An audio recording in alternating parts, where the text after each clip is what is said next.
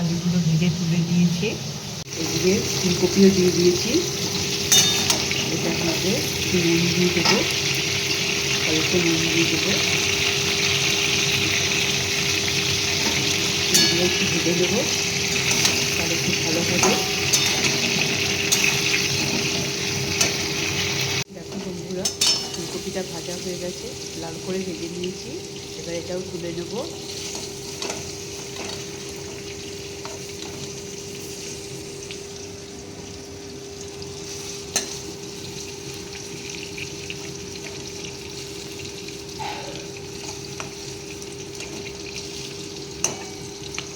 তেলটাকে ছড়িয়ে নিয়ে তুলে দিব।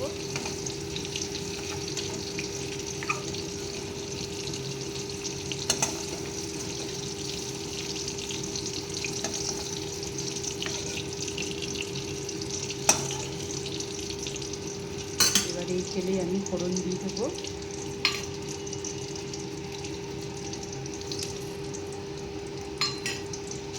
লঙ্কাটাকে ছিঁড়ে দেবো,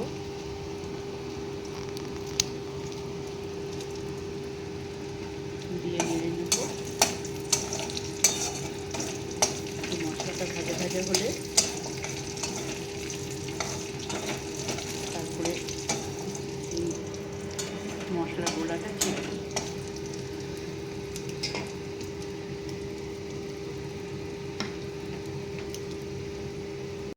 এবার এই মশলাটা ছেড়ে দেবো।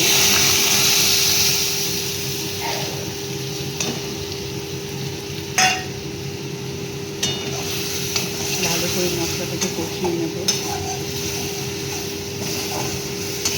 যত ভালো কষানো হবে তত টেস্ট হবে ফুলকপির কারিটা।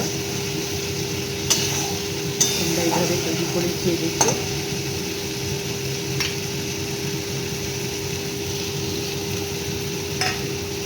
এবারে দিয়ে দেবো একটা কাঁচা লঙ্কা আর টমেটো গ্রেট করে রেখেছি ভালো করে।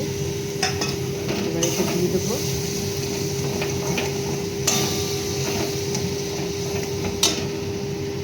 এবার দিয়ে দেবো দুটো বাতাসা,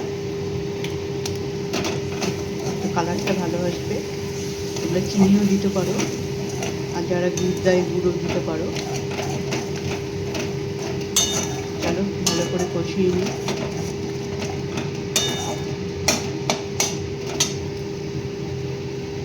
বন্ধুরা, মশলাটা কষে এসেছে। এবার আমি ফুলকপি আলু ভাজাটা দিয়ে দেবো এর মধ্যে।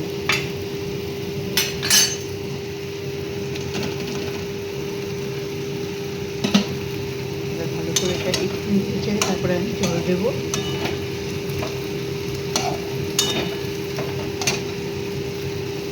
আমি গরম জল দিয়ে দিয়েছিলাম কষানোর পরে। দেখো আমার এটা হয়ে গেছে। একটু গরম মশলার গুঁড়োও দিয়ে দিয়েছি, আর দিয়ে দেবো 1 চামচ ঘি।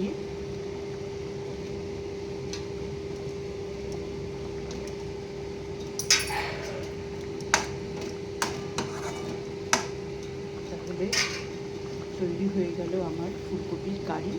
চলো এবার আমি গ্যাসটাকে বন্ধ করে দেব। কেমন লাগলো তোমাদের ভিডিওটা বলো। আমার ফুলকপির কারি তোমরা এইভাবে রান্না করে খেও, অপূর্ব টেস্ট হয়। চল টাটা, তাহলে আবার পরের ভিডিওতে দেখা হচ্ছে। আর ভালো লাগলে লাইক কমেন্ট শেয়ার করতে ভুলো না তোমরা। আর ভিডিওটি দেখার জন্য তোমাদেরকে অসংখ্য ধন্যবাদ।